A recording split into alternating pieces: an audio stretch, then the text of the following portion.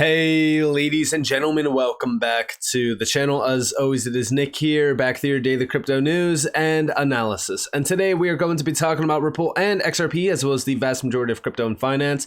And let's just dive in, and let's start off with this tweet here that I tweeted out. And I said, while everyone is so focused on the US market and what happens next around the XRP case, nations are moving faster than ever on crypto. How many partnerships/expansions did Ripple announce in the past 2.5 years while being in the middle of this lawsuit? In my opinion, this lawsuit was utilized to slow Ripple and XRP down, but it seems as to have accelerated it. In the US, it might have slowed Ripple and XRP's price has been suppressed, which is a huge opportunity for investors, but outside of the US, not at all. While this lawsuit has been ongoing, major nations are restructuring/planning an upgrade of their financial infrastructure. This is a crucial step towards the evolution of our global financial systems. To me, this is why we are seeing regulators trying to pump the brakes. It's not only to give control to traditional players/central bankers, it's also to ensure the proper infrastructure is in place. A global, harmonized approach to crypto/digital assets is being created by the FSB, instructed by the G20, with collaboration with the BIS, the IMF, and other major organizations. We might be months away, we might be years away, it doesn't matter. Things are happening behind the scenes. The number one thing to do at this time is to stay involved, research, learn, study, and focus heavily on this digital revolution happening in real time. And again, this is something crucial to me. Like, listen, everyone out there is just so hyper focused on the price of XRP and the price of this asset and that. Listen, I get it.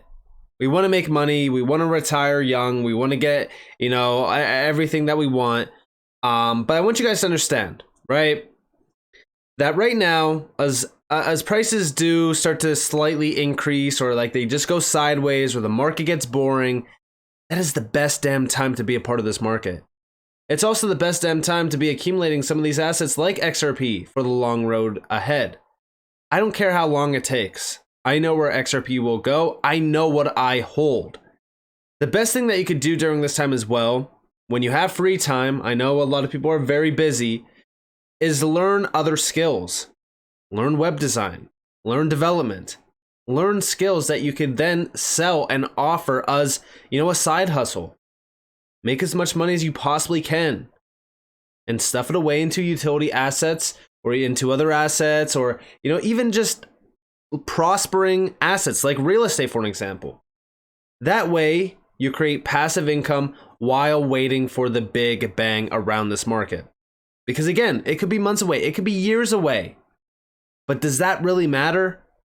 It doesn't, because we know where this market is headed by all of these documents, by all of these organizations spearheading this push towards crypto.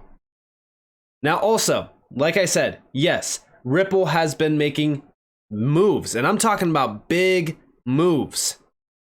For example, right? Ripple with the Singapore announcement was very large, right? This happened roughly 4 or 5 days ago now. It was a huge announcement that we talked about. The thing that gets me very excited about this announcement is that this is around institutional licenses within regulations. Singapore seems to be moving very fast on crypto and crypto company approvals around this license, which is very exciting. They have awarded over 190 of these already, with 11 going to digital payment token companies. So this is pretty big. They're very pro crypto at this point. And it seems as though other governments are leaning towards the Singapore route. Hong Kong should follow Singapore. Japan in crypto government study. Yeah. They are utilizing Singapore as an example now. And the best thing about this is that Ripple already got approval for this. And also, this is to utilize XRP through the on-demand liquidity solution, which is huge. This is a massive, monumental step in the right direction. But also, Hong Kong recently announced on the 24th, crypto trading hub prospects in Hong Kong indicated by local regulator. Check this out. So the SFC, which is their Securities and Futures Commission, reaffirms Hong Kong recognizes crypto trading as an important part of the digital asset system. All of these big regulators outside of the US are leaning towards crypto being extremely innovative and efficient for not only just trading, but also payment technology. And now we are starting to see regulatory frameworks being drafted through major names like the IMF, the BIS, the FSB, the G20. So to me, like this SEC lawsuit, whether it be a distraction, whether it be this, whether it be that, because there could be so many ideas around this SEC lawsuit and the true motive behind it, it doesn't matter. Because outside of the US, these nations, these large nations, are moving ever so fast towards crypto regulations and really being innovative within crypto as well, which really kind of backs the US into a corner, and it puts them into this hard spot where they have to make a decision.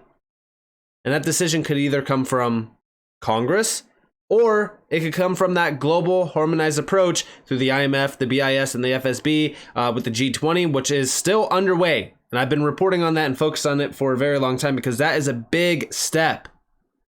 Now, also with Hong Kong, we know Ripple recently made a big announcement around Hong Kong with tokenization of real estate. This was huge as well. And this is with the Hong Kong Monetary Authority's inaugural EHKD pilot program, their CBDC program that they're trying to launch or at least move towards. And this is pretty big, right? This is huge. It means that Ripple continues to make a lot of noise outside of the US within some very large areas. So I'm very excited about this. I think that this is great. And again, it solidifies the fact that Ripple is still working with a lot of central banks, even though they're still within this lawsuit for 2.5 years, and there's so much scrutinization around Ripple's name. Outside of the US, these nations don't care. Also, I recently said to focus on markets outside of the US. I quoted Nava Kwamfi over on Twitter. He is a Q&T investor, heavily Q&T OG, if you will. I said, this is why you need to focus on everything outside of the US as well. The US market is big, but do not forget how much money is out there.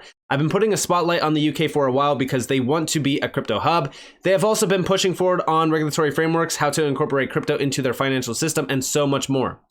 The digital pound is happening, and there are a few players tied to it, like Quant, but also Ripple.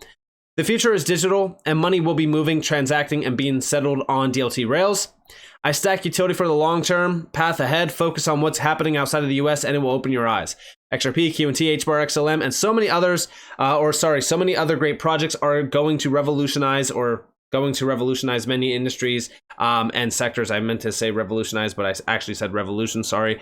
Prepare accordingly. And from Nava, yeah, he's putting a spotlight on how large London accounts for the FX market, right? So London accounts for 43% of the turnover in the $6.6 trillion a day global foreign exchange market. The FX market is actually larger than this, which we found out through the BIS, which I'll talk to you guys about here in a second. But also remember that Q&T just collaborated with BIS and the Bank of England on an API infrastructure to plug and play to DLT. This is why I say that the future is digital and money will be moving, transacting, and being settled on DLT rails utilizing a lot of these utility tokens. So focus the hell up.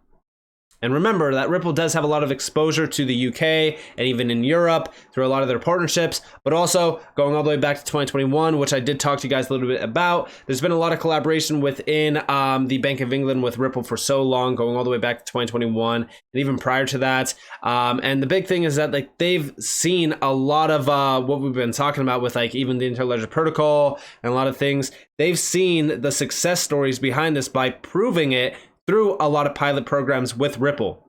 So to me personally, like the future is already written. We just have to be patient. We just have to wait. And whether it be Interledger protocol, whether it be Quant, whether it be Chainlink, it doesn't matter. We already know that the BIS worked with Quant, with the Bank of England already on APIs. We already know that Ripple and Quant are tied to the Digital Pound Foundation.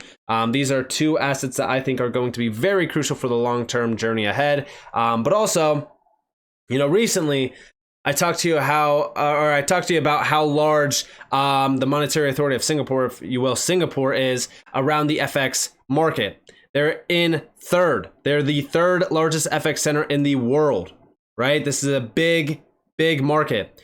They are actually accounted for $929 billion per day in terms of the FX average daily trading volumes, which is 300 and I think like $30 trillion per year. It's a very, very large market in Singapore around the FX market. They're third, like I said.